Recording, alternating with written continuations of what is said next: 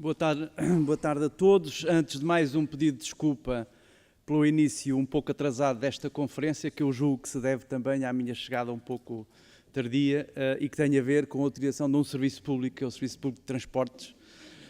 Eu vim do Porto e sinceramente esperava apanhar o Alfa das 9h47, mas apesar de ter chegado com larguíssimos minutos de antecedência face à hora do avanço do comboio, a verdade é que os bilhetes estavam todos esgotados, o que, apesar de tudo, é um bom sinal. Enfim, há de ser seguramente um bom sinal, a menos que tenham diminuído a capacidade e a lotação daquele comboio, de modo que eu tive que apanhar o comboio seguinte, o das 10h52, e portanto cheguei aqui um bocadinho tarde. Bom, sem mais delongas e esperando a vossa benevolência, caras amigas e caros amigos, se não os travarmos, quando esta maioria parlamentar e este governo forem embora, e já tardam, não restará pedra sobre pedra do que decentemente possa chamar-se serviços públicos de comunicação social, tal como estarão reduzidos a escombros ou em grave perigo de derrocada a escola pública, o sistema de saúde, ou o Serviço Nacional de Saúde, aliás, a segurança social, a gestão do território, a própria soberania nacional.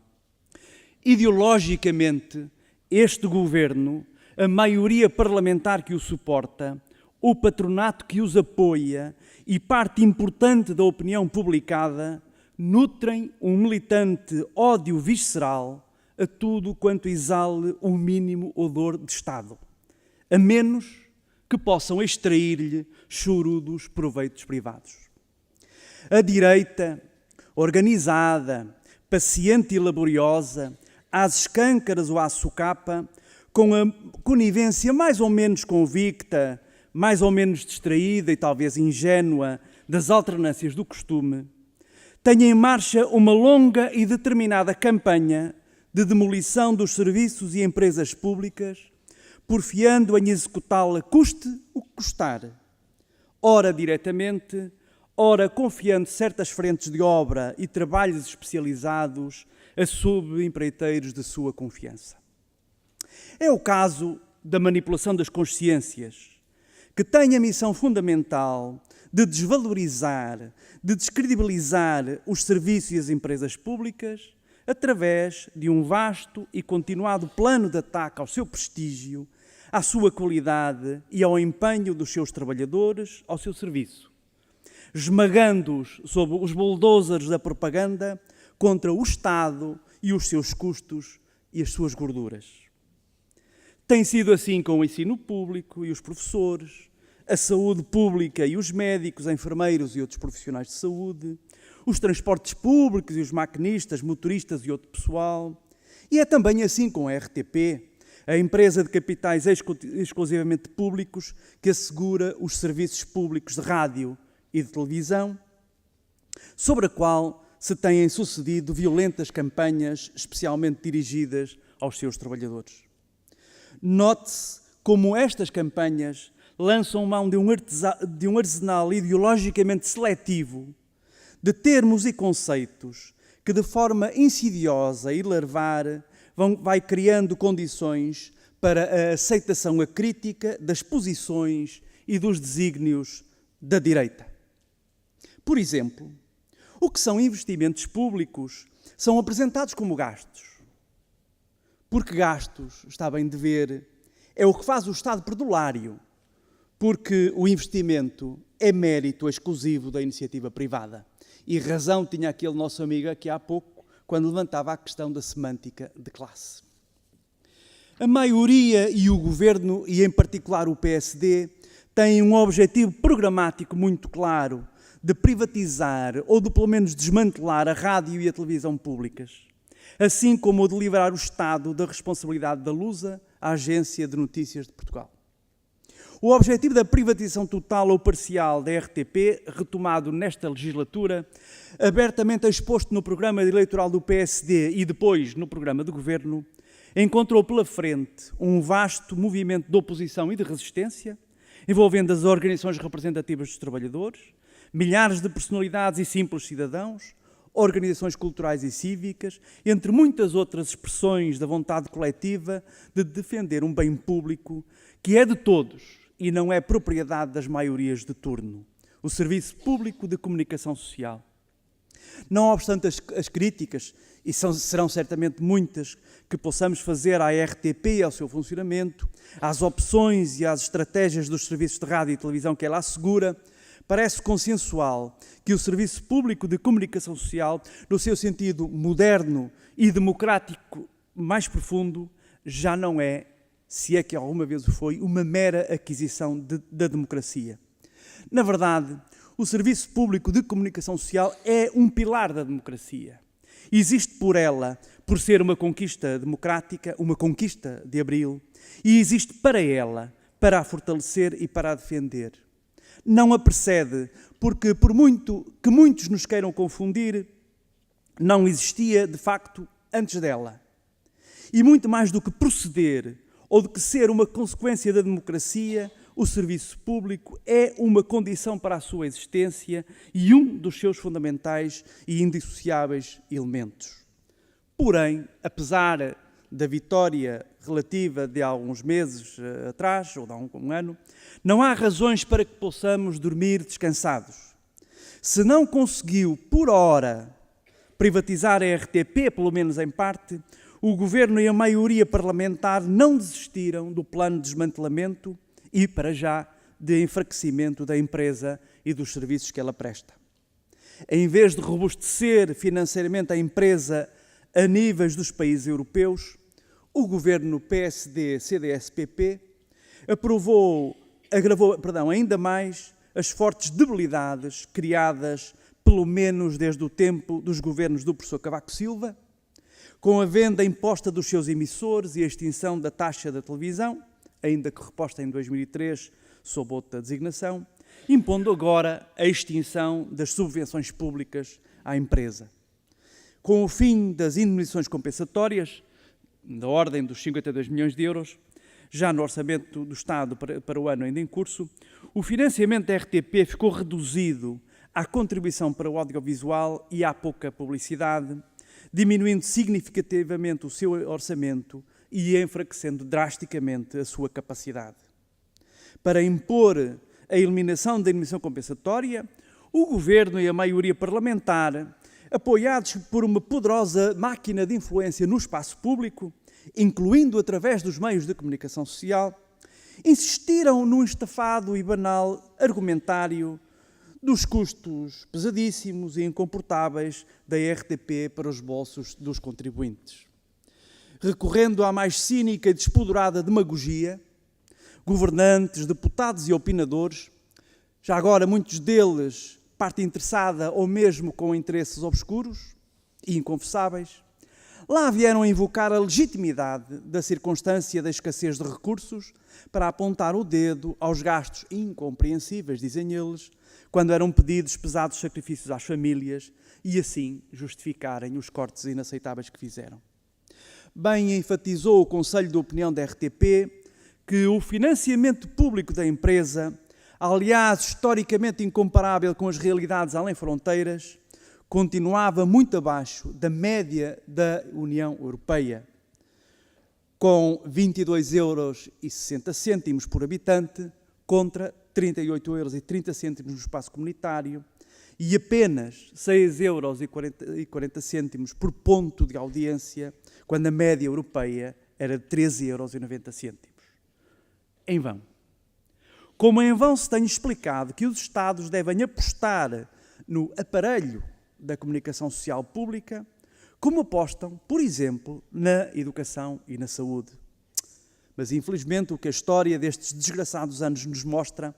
é uma sucessão obscena de cortes, precisamente também na saúde e na escola pública, entre muitas outras frentes do Estado Social. E em vão se tem explicado que o financiamento público constitui uma garantia de independência, nomeadamente face aos interesses económicos, bem como da qualidade da informação e da programação, pois quanto mais depender da publicidade, maior é o risco de cedência à tirania das audiências e aos gostos e pulsões determinados pelas maiorias. Ora, a dimensão democrática do serviço público assenta justamente no axioma segundo o qual este serviço se dirige a todos e não à maioria. Respeita de forma consequente a diversidade de necessidades e a pluralidade de convicções e de propostas. Atende à multiplicidade de realidades e de iniciativas. Promove a coesão social e territorial. Valoriza os patrimónios e contribui para o fomento do conhecimento e da cultura. É fator de inclusão social e de unidade. Trata-se de uma dimensão e de um conjunto de obrigações a que os operadores privados não estão completamente obrigados, aliás, legalmente, e por vezes não têm condições para satisfazer, desde logo em razão da desproporção dos custos e da escassa ou nula rentabilidade ou da ameaça ao lucro. Na realidade, enquanto o operador público necessita de dinheiro para fazer programas, o operador comercial necessita de programas para fazer dinheiro. Interpretando o que julga recolher um amplo consenso acerca das funções essenciais e obrigações específicas dos serviços públicos de rádio e televisão, o parecer produzido há quase um ano pelo Sindicato dos Jornalistas sobre o projeto do contrato de concessão entre o Estado e a RTP, aliás, desaparecido, porventura em combate, propunha os seguintes objetivos: assegurar o pluralismo, o rigor e a objetividade da informação e da programação, de modo a salvaguardar a sua independência perante o Governo, a administração e os demais poderes públicos, bem como perante o poder económico e os interesses privados e particulares, incluindo os anunciantes e parceiros comerciais ou institucionais. Assegurar uma programação e uma informação de referência em termos de qualidade, rigor, exigência estética, diversidade e pluralismo, assim como pautada por elevados padrões éticos que contribuam para regular e qualificar o universo audiovisual. Contribuir, através de uma programação equilibrada, para a informação, a recreação, a promoção educacional e cultural do público em geral, atendendo à sua diversidade em idades, ocupações, interesses, espaços e origens. Promover a defesa e a difusão da língua e da cultura portuguesas, com vista ao reforço da identidade nacional e da solidariedade entre os portugueses, dentro e fora do país, sem prejuízo da abertura e partilha em relação a outras línguas e outras culturas e da fraternidade entre os povos. Favorecer um melhor conhecimento mútuo e a aproximação entre cidadãos portugueses e estrangeiros, em particular os que utilizam a língua portuguesa e outros com especiais laços de cooperação e de comunhão de interesses com Portugal. Promover e garantir o acesso ao conhecimento e à aquisição de saberes múltiplos, bem como o fortalecimento do espírito crítico do público, através de programas adaptados às diversas faixas da coluna etária, dos espectadores e dos ouvintes. Promover a assimilação e análise crítica dos princípios e valores do humanismo, da liberdade, do civismo, da cidadania, da solidariedade, da tolerância e do debate democrático e pluralista, bem como os direitos fundamentais vigentes,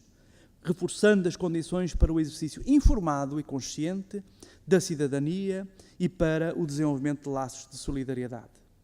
Contribuir para o esclarecimento, a informação e a participação cívica, política e cultural da população, através de programas de comentário, crítica, debate com a participação de correntes de opinião diversificadas e contrastadas, que assegurem e estimulem o confronto de ideias e contribuam para a formação de uma opinião pública informada, esclarecida e consciente. Combater a uniformização das ofertas televisiva e radiofónica, através de programação efetivamente diversificada, alternativa, criativa e não determinada nem condicionada por objetivos ou critérios comerciais. Contribuir para o desenvolvimento do setor audiovisual, através de programas e conteúdos de qualidade, diversificados, inovadores, atualizados e dinâmicos, de produção própria e produção independente, que regulem e qualifiquem a oferta audiovisual. Acontece que o Governo, no seu afã ideológico de desvalorizar os serviços públicos e de satisfazer os interesses privados, já que ainda não pôde alienar ou desfazer a RTP, trata de reduzir a um mínimo de meios, e estou a citar, a produção interna da empresa, e fim de citação, determinando a entrega de parte de leão ao mercado privado. Segundo a argumentação da tutela, o operador de serviços públicos não deve ter produção própria,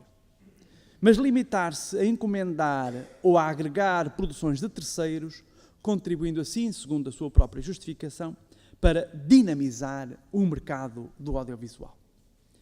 Trata-se, contudo, de uma estratégia suicida que malbarata recursos técnicos e humanos,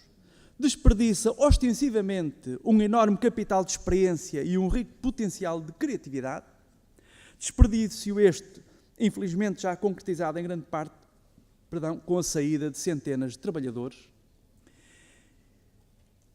e com o fito de, direta ou indiretamente, descarada ou dissimuladamente, colocar a RTP nas mãos do mercado e de torná-la cada vez mais dependente do mercado e mais profundamente moldada pelo mercado. Manifestamente contraditória com o propagandeado propósito de fazer da RTP uma referência, um regulador, dizia o Ministro, do mercado, em qualidade e exigência ética, esta estratégia deixa especialmente o serviço público de televisão à mercê dos interesses, das disponibilidades, das disposições e dos padrões de qualidade impostos pela competição a preços e nas condições, e já ora na qualidade, do chamado mercado. A programação da RTP1, só para dar um exemplo, atualmente em antena é já uma amostra do que é legítimo antecipar-se como cenário muito mais extenso e mais profundo num futuro mais ou menos próximo. Se excetuarmos as segundas-feiras, enfim, que tenho o prós e contras, ou prós e prós, se não contarmos também com os tempos das telenovelas e dos anúncios, as produções privadas preenchem já mais de 6 horas, notem bem, mais de 6 horas, de emissão útil em programas com início depois das 10 da manhã e antes das 23 horas. Quase metade. Mas o entretenimento não detém o exclusivo das produções privadas ou da presença crónica, mesmo insistente, de interesses e marcas, como agora se diz, privadas, que também chegam à informação, parecem estar a assentar arraiais e marcam editorialmente os serviços públicos de rádio e de televisão. Além da quase omnipresença de comentadores, digamos, económicos, estranhos aos quadros da RDP e da RTP em programas de informação diversos, onde alguns deles peroram como porta-estandartes da ideologia do ajustamento e da doutrina das inevitabilidades, os programas de economia, em particular na televisão, são de produção externa, apresentados por profissionais externos que surgem, porém, aos olhos do espectador como o rosto e a assinatura da RTP. Já agora, uma parte. Enfim, em relação à SIC, por exemplo, sabemos qual é o rosto da economia, quem é que comenta em antena, a atualidade económica, etc. Chama-se José Gomes Ferreira. Na RTP, o rosto e a marca do comentário da atualidade económica chama-se António Costa e Camilo Lourenço, que por acaso são de operadores, representam interesses privados. É assim que se vai consumando a ideia refundadora do Governo para o serviço público, visando transformar a RTP numa plataforma distribuidora de produções privadas e moldada por estas, quando, pelo contrário, os serviços públicos que a empresa assegura é que deveriam ser eles mesmos estruturantes da paisagem mediática. Se o Estado pretende genuinamente um operador de serviços públicos de referência, tem de garantir-lhes os meios para que produza programas de elevada qualidade e orientados por padrões de excelência, com o objetivo de difusão nas suas antenas, por um lado, mas também para os colocar no mercado do audiovisual, já que estamos numa economia de mercado, e há operadores públicos e operadores privados, e se os operadores privados têm o direito de ir ao mercado, também o operador público tem esse direito, eu diria tem esse dever. Aliás, a BBC fala com grande mestria.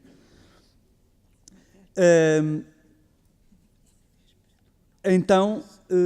tem mesmo que lhes atribuir meios apropriados. Pelo contrário, usando a poderosa arma da asfixia financeira para determinar a redução de pessoas e de meios técnicos, mesmo com a consequente degradação da qualidade dos serviços, o Governo e a administração da RTP têm empurrado centenas de trabalhadores pela porta fora no âmbito de um plano de redução de custos com pessoal através da rescisão de contratos, dita amigável, mas na verdade conseguida sob a ameaça de recurso ao despedimento coletivo. Em certas áreas técnicas e operacionais, e mesmo na área da informação, porém, ao mesmo tempo que alicia trabalhadores com larga experiência para saírem, a RTP tem vindo a utilizar uma força de trabalho de dimensão semelhante, embora mais barata, mais precária e indiscutivelmente menos problemática, fornecida por empresas externas ou em regime de prestação de serviços. Além de alimentar negócios privados em escala cada vez mais larga, caso para se dizer que o mercado, o tal mercado, joga mesmo em dois tabuleiros, a transferência da força de trabalho para entidades externas representa, por outro lado, enormes desafios para os trabalhadores, incluindo os jornalistas, e para as suas organizações, fragmentando a força de trabalho, agora cada vez mais pulverizada por uma miríade de empresas, procurando desarticular e até fazer colapsar, nomeadamente as organizações sindicais. A estratégia em marcha